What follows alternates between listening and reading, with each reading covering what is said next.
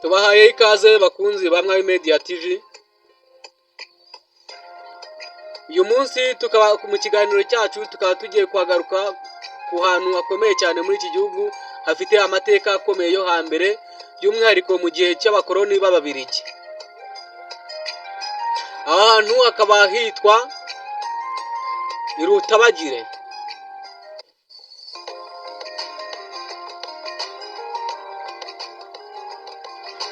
Tubibutsa gukomeza mukora subscribe, share na comment kugira ngo video izajya iba isohotse ikiri nshyashya muzajye muhita muyibona.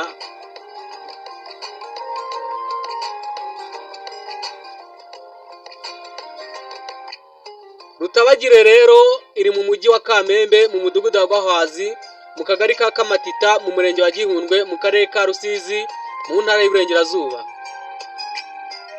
Mu Rwanda rwo hambere akarere ka Rusizi na Kanyamasheke byari ikinyaga. Mu Rutabagire niho abakoloni b'Ababiligi baciriye umwami Yuhi wa gatanu Musinga mbere yo kumucira burundu imoba muri Repubulika Iharanira Demokarasi ya Kongo aho yatangiye. Aho mu Rutabagire kandi niho umugabekazi Nyirayuhi wa gatanu Kanjogera yatangiye ku wa 2 Ukwakira 1933. Umwami Yuhi wa gatanu Musinga yimye ingoma mu 1897, Ababiligi bayimukuraho mu 1931.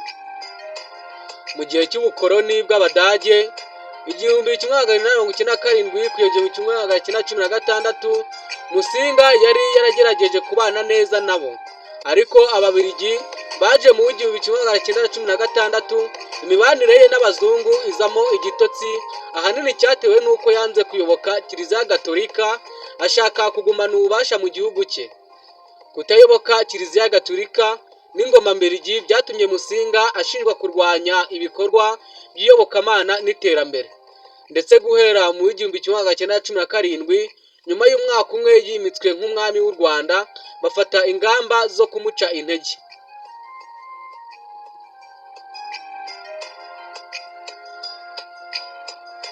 Zimwe mu ngamba z'urukozasoni ku mwami ndetse n'igihugu muri rusange zafashwe n'Ababiligi zirimo kugabanya no gukuraho bumwe mu bubasha bw'umwami, gutesha agaciro imyemerere y'Abanyarwanda ku bijyanye n'ubwami no kumutegeka guca iteka ryemerera buri wese gusengera aho ashaka, gukuraho imihango umwami yagiragamo uruhare rukomeye nk'umuganura no kumenesha abiru bakomeye bakirukanwa mu gihugu cyabo. Ibyo rero byakurikiwe no kunyaga umwami Musinga ingoma y'Ingabe Karinga, ndetse ku wa 12 Ugushyingo 1931 bamucira i Kamembe mu Kinyaga. Aho yaciriwe n'umuryango we niho aho mu Rutabagire. Ubu ikihasigaye ni ikigabiro kinini cy'umuvumu w'Umutaba. Musinga ari i Kamembe, Ababiligi babuze amahwemo kuko hari Abanyarwanda basabaga ko agaruka mu murwa we i Nyanza. Ikindi, kuba Musinga yari i Kamembe, umuhungu we Rudahigwa ari i Nyanza, byumvikanaga mu mitwe y'Abanyarwanda benshi ko Rudahigwa yamusigariyeho. Gusa ibyo bigahamwa nuko abantu bakomeje gutura Musinga aho yari i Kamembe kandi baturutse hirya no hino mu gihugu. Aha twavuga mu Kingogo, mu Bugoyi, mu Bushi n'ahandi. Ikindi kandi, Musinga yakomeje gushyikirana n'abatware mu buryo bw'ubutumwa. Nubwo umukwe we Rwagataraka wategekaga Ikinyaga we yamubangamiraga kuko batanumvikanaga na mbere y'icibwa rye. Kubera izo mpamvu rero no kugira ngo ubutegetsi bwa Rudahigwa buhame, Musinga nawe nabe baciriwe ishyanga kwa 29 Kamena 1940, bajyanwa muri Repubulika Iharanira Demokarasi ya Kongo ariyo RDC y'ubu ngubu cyangwa se DRC, ahitwa Imoba, ari naho yatangiye mu 1944.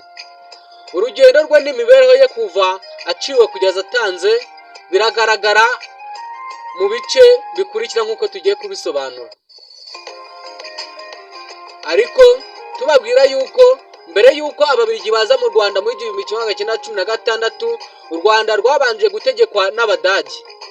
Ubwo rero nyuma yuko Abadage bamaze gutsindwa mu ntambara ya mbere y'isi yose, kimwe mu bihano bahawe harimo kwamburwa zimwe muri koloni cyangwa se teritwari bakolonizaga muri Afurika. Icyo gihe harimo Namibia, u Rwanda, u Burundi, Togo n'izindi. Ni muri urwo rwego rero ababiligi bahawe kuyobora u Rwanda cyangwa se gukoloniza u Rwanda muri rusange. Urugendo n'imibereho bya Yuhi wa gatanu Musinga kuva aciwe kugeza atanze tugiye kubisobanura muri ubu buryo bukurikira.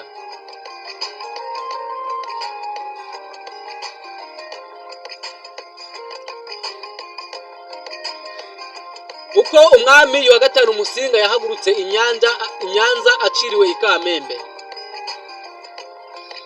Icibwa ry'umwami Musinga ryanditsweho n'abanditsi benshi, ariko iby'urugendo rwe n'abo bari kumwe bava i Nyanza, uko babayeho mu Kinyaga n'Imoba muri Kongo, aho yatangiye ntabwo byamenyekanye neza kugeza n'ubu.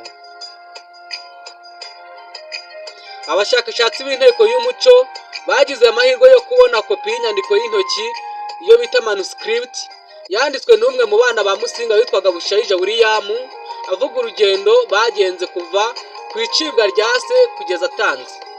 Iyo nyandiko niyo yifashishijwe mu kwandika inkuru ikurikira. Agace k'inyandiko ya Bushayija. Musinga yahagurutse i Nyanza kwa 14 Ugushyingo 1931 ari kumwe n'umugabekazi Nyirayuhi Kanjogera, abagore be 7 n'abana be 9, barimo abahungu 6 n'abakobwa 3. Mu bahungu harimo na Bushayija. Icyo gihe yari afite imyaka 11 arangije umwaka wa mbere mu ishuri ry'abana b'abatware i Nyanza. Muri urwo rugendo Musinga n'umuryango we baherekejwe n'umuzungu witwaga Renayetsi. Abanyarwanda bakundaga kumuhimba Bwanakweli, wayoboraga ishuri ry'abana b'abatware ryari i Nyanza.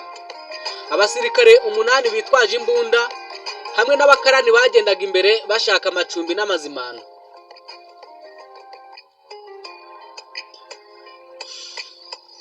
Inkuru yo kwima kwa Rudahigwa Musinga yimenye bikiba ubwo ari mu nzira kuva ku 16 Ugushyingo mu 1931 ayibwiwe na Bwanakweli ubwo bari bamaze kurenga ishyamba rya Mishahi. Icyo gihe Musinga yari ananiwe cyane bitewe n'uko yagendeshaga amaguru, kuko uwahetswe muri iryo shyamba ni umugabekazi Nyirayuhi wa gatanu Kanjogera gusa.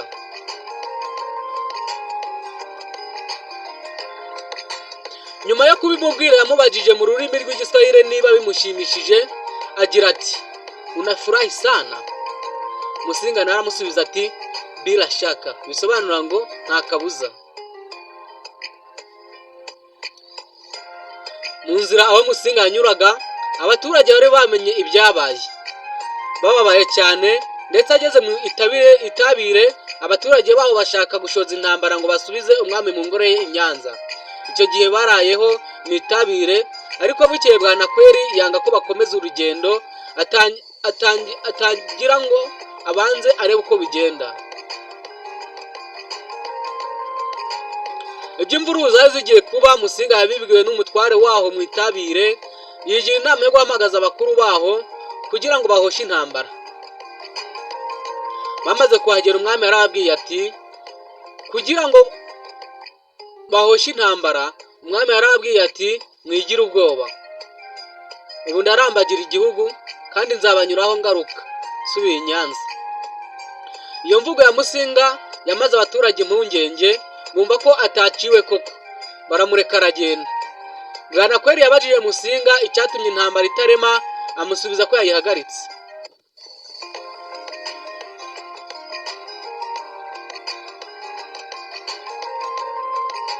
Musinga yarageze i Kamembe, yasanze amazu bagombaga kubamo yaruzuye. Ayo mazu yari yubatse mu Rutabagire. Abari bamuherekeje bahawe icyumweru kimwe cyo kuruhuka, cyashira bagasubira iwabo.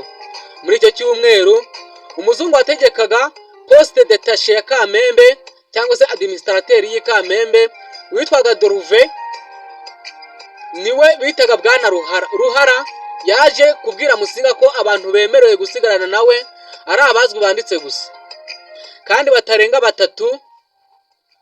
batarenga abantu batatu muri buri rugo.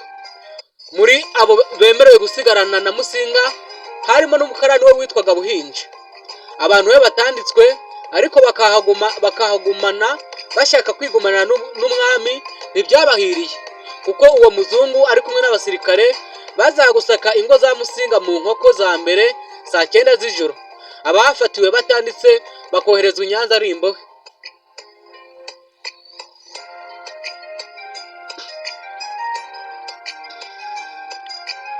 Icyakora ubwo Daruve nawe atemeraga Musinga gusurwa ntiyari afite ubukana nk'ubwo bamusimbuye. Uwitwaga Briggs waje mu 1933 na Cleans bitaga Bwana Rugereka nibo batumye abantu bacika kwa Musinga burundu kuko bakubitaga bakanafunga abo bahasanze bose. Muri Kamena 1933 Briggs yahasanze abantu batatu batanditse arafata bajya kubafunga. Bucyo atuma kuri Musinga amusanga mu biro nawe aramufunga. Icyo gihe yamufunze guhera saa 3 za mu gitondo amufungura nimugoroba saa 11.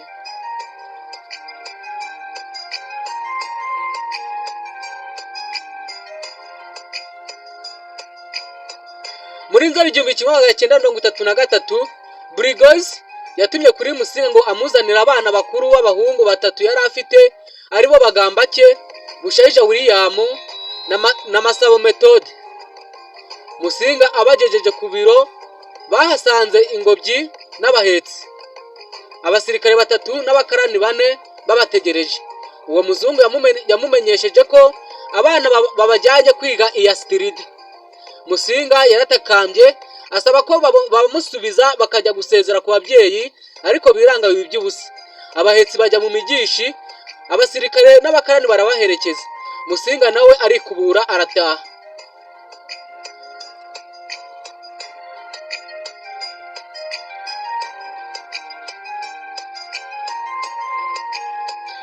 Rudahigwa amaze kumenya ko barumuna be baje kwiga iyastirida yahise aza kubasura abazaniye ibiryamirwa n'ibindi birimo ibikoresho birimo amagodora, amashuka, ibiringiti, ibitambaro by'amazi n'imyenda yo kurarana. Umuyobozi w'ikigo Furere Sekundiye yarabyanze amubwira ko bagomba kubaho nk'abandi banyeshuri bahigaga. Uwo muyobozi kandi yanze ko abo bana basubira i Kamembe ukundi mu biruhuko bakajya kuba i Nyanza kwa Rudahigwa.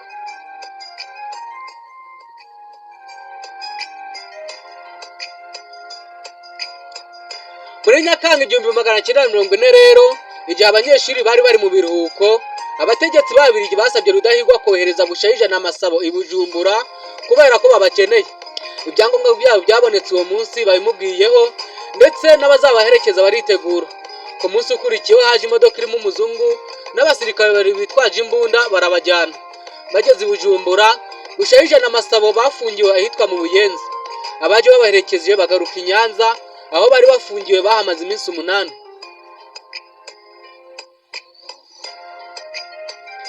Bari bafunganywe n'umuzungu ariko we yemerewe gusohoka ku manywa akajya gukora akagaruka mu buroko nimugoroba. Umunsi umwe mbere yuko agenda mu gitondo yanditse ku rupapuro arujugunya imbere ya Bushayija arigendera. Kuri urwo rupapuro hari handitseho ngo muri bene Musinga ubu murafunze, mu minsi mike muzahura na so. Ubu afungiwe i Bukavu, muzahura mwerekeza muri Kongo. Niko rero icyo gihe Musinga bari bamuvanye i Kamembe bajya kumufungira i Bukavu kuwa 5 Nyakanga 1940. Hashize iminsi 8 Bushayija na Masabo bajyanywe i Uvira muri Kongo bahurira na Musinga. Abagore 5 ndetse n'abandi bana be. Uwo muryango wahurijwe i Uvira kuwa 12 Nyakanga 1940. Abana ba Musinga bajyanye nawe muri Kongo bari 11, harimo abavukiye i Nyanza n'abavukiye i Kamembe mu myaka ikurikira. Bushayija yavutse mu 1920, Masabo 1922, Subika 1927, Ruzindana 1928, Nkurayija mu 1930, Mukabayojo 1931, Banamwana 1932, Ndahindurwa 1937, Ruzibiza 1936, Badacengerwa 1938, na Rutayise wavutse mu 1940.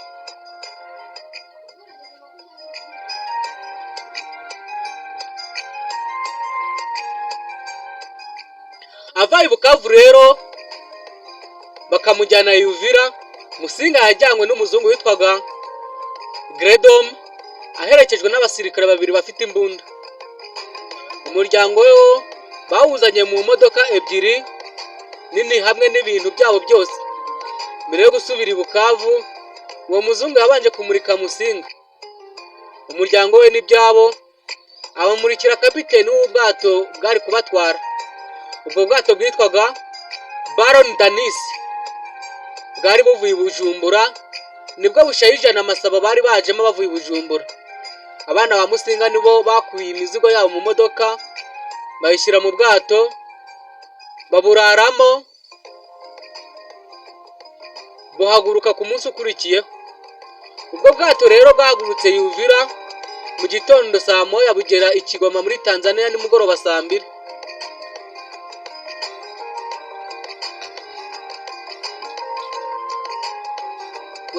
Musinga n'umuryango we bongeye kurara mu bwato. Mu gitondo bajya mu bundi bwitwa Duke de Brabant.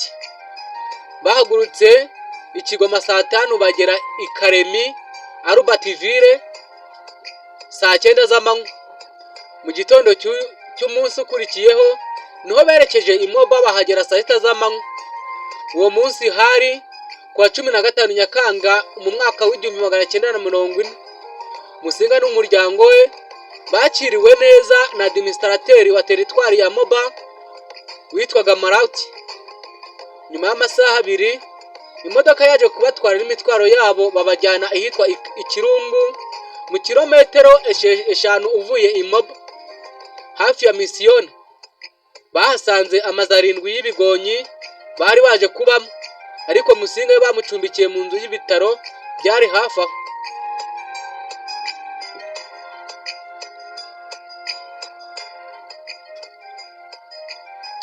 Imibereho ya Musinga rero ari i Moba n'itanga rye. Mu gihe bari i Moba, Musinga cyangwa uwo mu muryango we ntibari bemerewe gukora urugendo rurenze kilometero 5 batabiherewe uruhushya n'ubutegetsi bw'Ababiligi. Uko kandi ni nako byari bimeze akiri mu Rwanda i Kamembe. Aho i Moba, Musinga yahabwaga amafaranga 2,000 buri kwezi yo kumutunga we n'umuryango we. Ayo mafaranga bayaguraga mu byo kurya n'amata make yo kunywa. Amata bayakuraga kuri Misiyoni Ikirungu, bakagura litiro 3 ku munsi. Litiro imwe bayiguraga amafaranga angana na 0.75. Nyuma y'amezi make kwa 22 Ugushyingo 1940, umuryango wose barawimuye bajya kuwutuza i Marungu, naho muri teritwari ya Moba. I Marungu hari mu ishyamba, abagabo baho bambara imbinda, abagore bakambara iminoni. Musinga rero n'umuryango we basanze barubakiwe amazu 7 y'ibigonyi n'inzu ya Musinga y'ibyumba 3 yubakisha amatafari ya rukarakara. Bageze i Marungu, imirire yarahindutse iba myiza, kuko bashoboraga guhaha ibintu byose kandi ku giciro gihendutse. Ingo 5 zose zahahishaga amafaranga 10. Ikindi cyabafashaga ni amasaro bari bafite, bakayagurana ibishyimbo. Amata bayaguraga ku muzungu witwaga Vaneft, akaba litiro 20 buri munsi, kandi litiro imwe ayibahera amafaranga 0.50.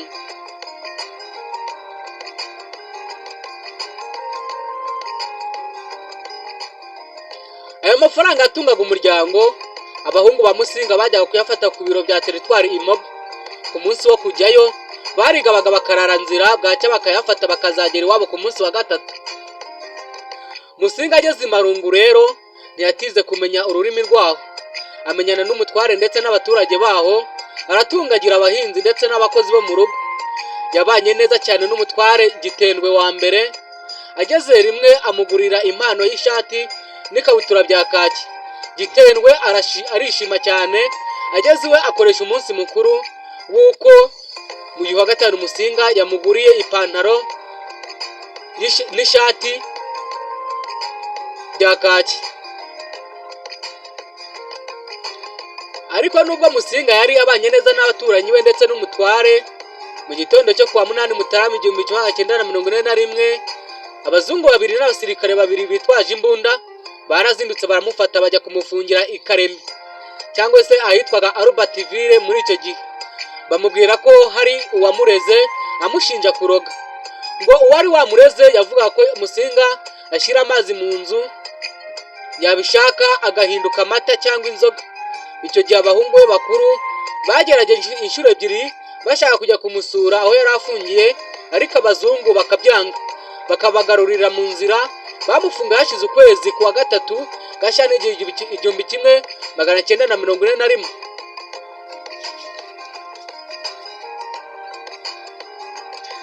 Igihe cyose Musinga n'umuryango we bamaze i Moba, umunyarwanda wabasuye n'umwe, François Rukeba.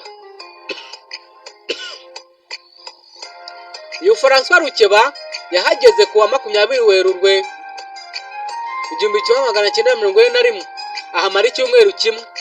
Icyo gihe yabazaniye imyambaro myinshi mu minsi yahamaze. Rukeba yaganiraga na Musinga ku manywa gusa, nimugoroba akajya kurara mu rugo rw'umutware.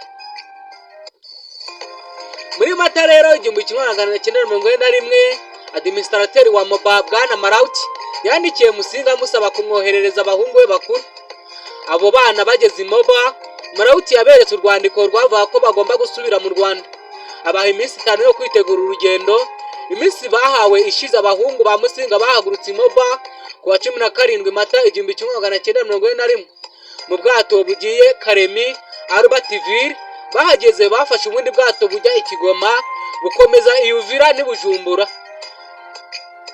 Bageze i Nyanza kuwa 21 Mata 1941 bakirwa n'umwami Mutara wa gatatu Rudahigwa wari amaze kwimikwa n'Ababiligi.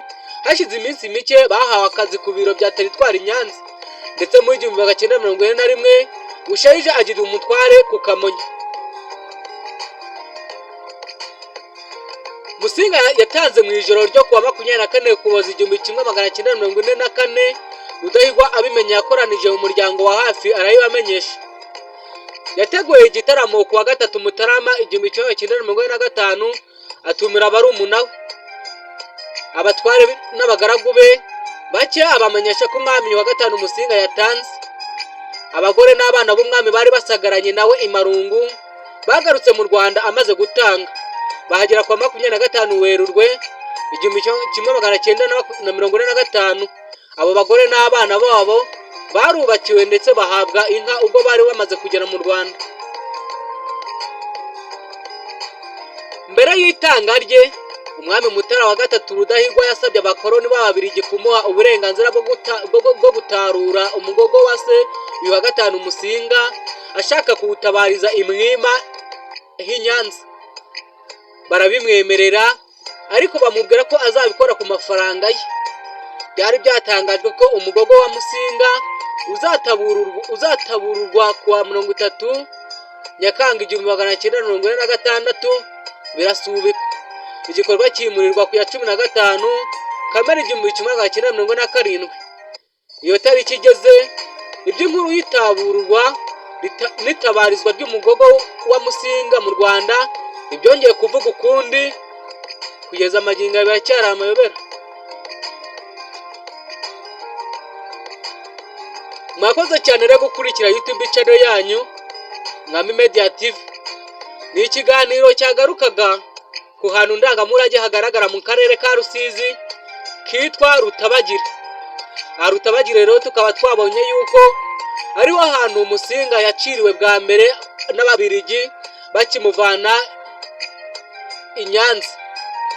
Ubwo rero ni nabwo twabonye urugendo rurerure rw'amage rukomeye rutoroshye, inzira y'umusaraba Musinga yahuriye nayo mu nzira ubwo yacibwaga n'Ababiligi.